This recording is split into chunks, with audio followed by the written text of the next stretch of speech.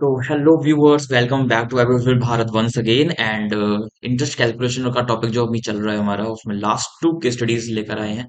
और आज इसी वीडियो के अंदर, इसी ब्लॉग के अंदर हम उन दोनों छोटे छोटे टॉपिक्स को कवर अप करने वाले हैं। पहला केस स्टडी जो अभी हम शुरू करने वाले हैं, उस केस स्टडी के अंदर आपको step to step interest working दिखेगी, जिसके अंदर हम खरीदते हैं, फिर जनरल में इंटरेस्ट बुक करते हैं और फिर हम पेमेंट कर देते हैं क्रेडिटर को।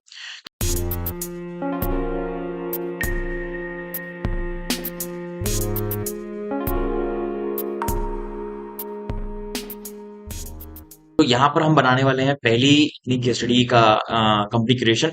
और यहाँ पर हम डाल देते हैं नाम step to step interest calculation.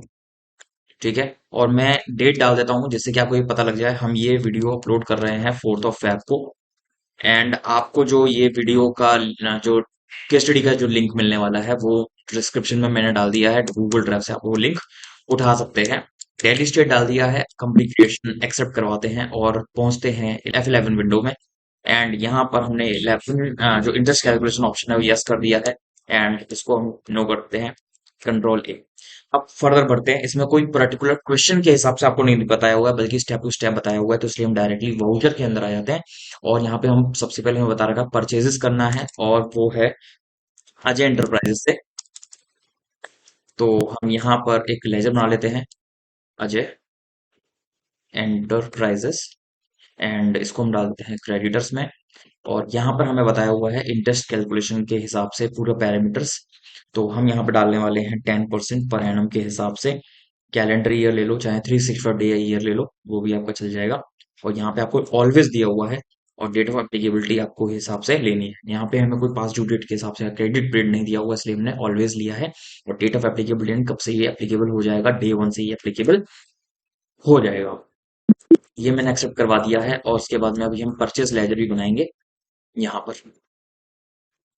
ठीक है। और ये हमने डाल दिया अंडर परचेजेस। इसके बाद में हमें बनाने हैं, नेम ऑफ आइटम है टेली बुक।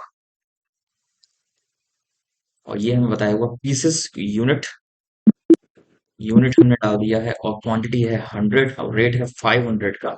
50,000 रुपए का इस तरह से हमारा ये बिल बन रखा है। कोई बिल नंबर हमें नहीं दिया हुआ है। वन डिफॉल्ट लेकर आगे बढ़ेंगे। अब हमें बताया हुआ है इंटरेस्ट हमें चेक करना है DSIP के अंदर। और हमें डेट डालनी पड़ेगी। और डेट हमें डालनी है 1 मई की।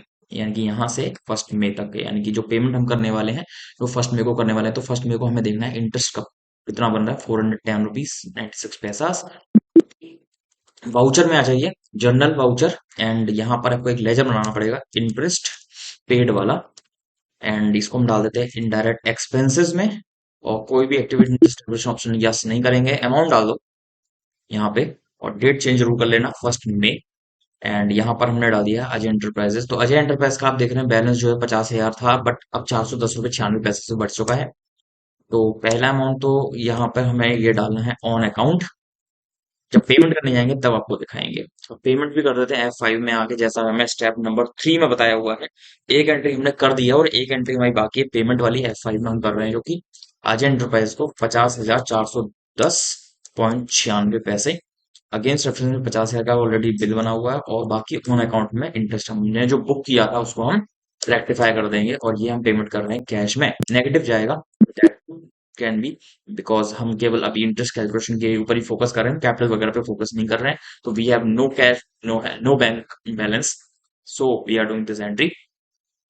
एक्सेप्ट करवा दिया है। एंड आपको जो मैं रिपीट करवाऊंगा वो है DSIP के अंदर हमने इंटरेस्ट चेक किया था।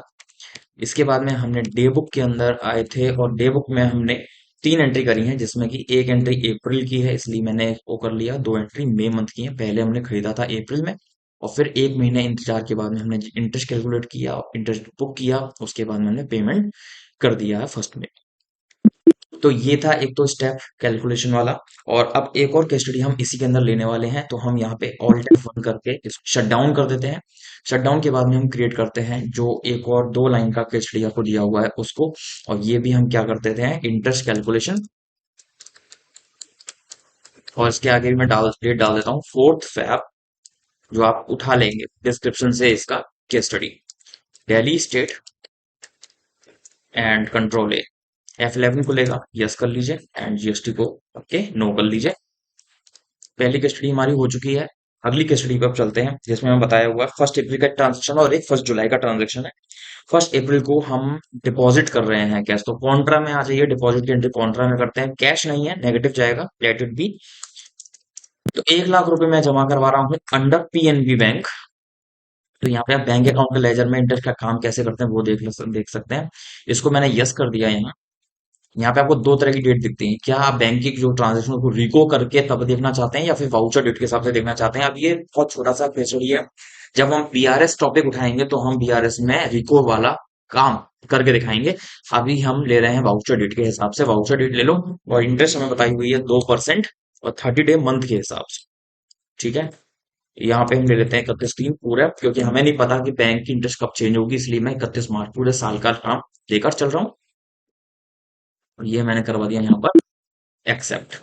ठीक है, जब ये काम आपका हो जाएगा उसके बाद में आपको क्या करना है, डीएसआई आर में जाना है, क्योंकि यहाँ पे बैंक में पैसा आपका पड़ा हुआ, तो बैंक आपको इंटरेस्ट कितना देगी उस हिसाब से आपको कैलकुलेशन देखनी है। एंड 2 में आप डाल दीजिए फर्स्ट ऑफ जुलाई।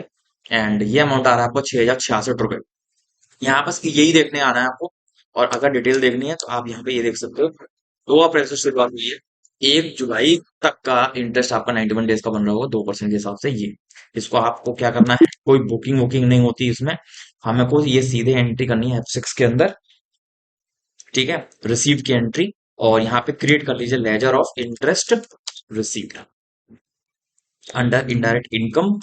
और ध्यान रखिएगा इस ऑप्शन को यस करना मत भूलिएगा, क्योंकि बैंक बैलेंस में जब आपका इंटरेस्ट ऐड हो जाएगा तो फर्दर जो इंटरेस्ट है वो एग्जिस्टिंग बैलेंस में मिलता है, ना कि प्रीवियस बैलेंस पर। तो यहाँ पर आपको वही चीज डालनी होगी जो आपने पहले वाले में डाली थी, 31 मार्च। ठीक है, एक्सेप्ट करवा दीजिए और अमाउंट डाल दीजिए 6,066.67 ये रुपीज। और किस डेट को आपको मिल रहा है ये, 1 जुलाई। ठीक है, कहाँ पे मिल रहा है, पीएनबी के अंदर देखिए, देख सकते हैं आप बैलेंस आपका बढ़ चुका है।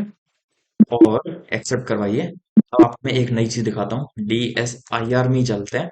और यहाँ पर ये देख सकते हैं आप, अभी हमने जो पीरियड डाला वो 1 जुलाई है। ठीक है, अगले 3 महीने का देखते हैं, ये अभी कितना है, अप्रैल मई और जून। ठीक है, तो आपको 1 जुलाई को इंटरेस्ट मिल गई। अब आपका 3 महीने कब खत्म होंगे, जुलाई अगस्त सितंबर, यानी कि 1 अक्टूबर की डेट डाल के एंट्री देखते हैं। ठीक है, यहाँ पर आप आ जाओ, ऑल्ट F2 करो, और यहाँ पर आप चेक करते हैं 1.10। ओके जी, ये आपका इंटरेस्ट चेंज हो गया। 1 जुलाई तक का इंटरेस्ट आपको ये मिल गया था। फिर 2 जुलाई से शुरू होके आपका बैलेंस है ये, आपका 1 अक्टूबर तक का 92 दिन का इंटरेस्ट मिल रहा है ये। तो इस तरह से आपका जो अमाउंट है, ये आपको मैं बताना चाह रहा था, ये जो अमाउंट आपकी चेंज हो जाती है। अगर हमने वाउचर डेट ना लेकर रिको डेट किया होता तो हमें रिको जब तक नहीं करेंगे तब तक आपका यहाँ पर 1 लाख ही दिखाई देगा। ये जो चीज है अगर आपको दिखानी है तो आपको रिकॉन्सिलेशन करना पड़ेगा। अब क्योंकि हमने लिया था वाउचर डेट, तो वाउचर डेट में आपको यहाँ पर रिको करने की जरूरत नहीं पड़ी, और यहाँ पे डायरेक्ट अमाउंट यहाँ पे दिखा रहा है। तो 1 अक्टूबर तक का आपका यहाँ पे काम हो चुका है। आपको जो इंटरेस्ट है टोटल वो है 12,572 रुपए। जब आप इसकी एंट्री रिसीव्ड की एंट्री कर देंगे तो जो अगला बैलेंस आएगा वो आएगा 1,06,066 प्लस 6,505 रुपए का जो भी बैलेंस बन रहा होगा वो अकॉर्डिंगली आपको यहाँ पर दिखा देगा। ठीक है जी, फाइनली आप देखते हैं P and L account. P and L के अंदर आप देखेंगे यहाँ पर इंटरेस्ट रिसीव्ड आपको दिखा रहा है, और बैलेंस शीट में जब आप जाएंगे तो आपका बैंक बैलेंस जो है वो भी बढ़ चुका है, 1,66,600 1,66,066 रुपए और 67 पैसे। तो ऐसा करके हमारी ये जो छोटी छोटी इंटरेस्ट कैलकुलेशन की एंट्रीज थी वो भी पूरी हो जाती हैं। होप कि आपको ये समझ में आई होंगी। एक बार फिर रिपीट कर लीजिए, अगर आपको फिर भी समझ में ना आए तो प्लीज कमेंट सेक्शन का यूज जरूर करें, और कमेंट सेक्शन में हमें अपनी क्वेरीज को जरूर बताएं, जैसे कि हम एक नई केस स्टडी बनाकर हम आपको और अच्छे से समझाने की कोशिश करें। तो आशा करते हैं आपको ये वीडियो समझ में अच्छा लगा होगा। अच्छा लगा हो तो प्लीज लाइक जरूर कर देना, और हाँ, चैनल को सब्सक्राइब जरूर कर लीजिएगा अगर अभी तक आपने चैनल सब्सक्राइब नहीं किया है। फिर एक नई वीडियो के साथ हाजिर होंगे, तब तक के लिए see you soon. Thanks for watching, bye bye.